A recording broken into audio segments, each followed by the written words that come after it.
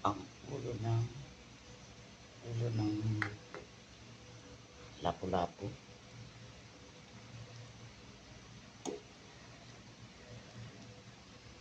Hindi ko natanong kung anong ulo to.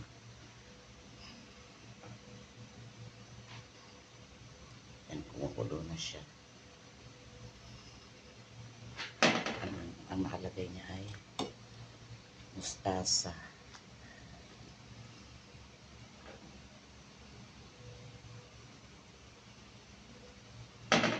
Lalagay na lang ulit natin yung akong.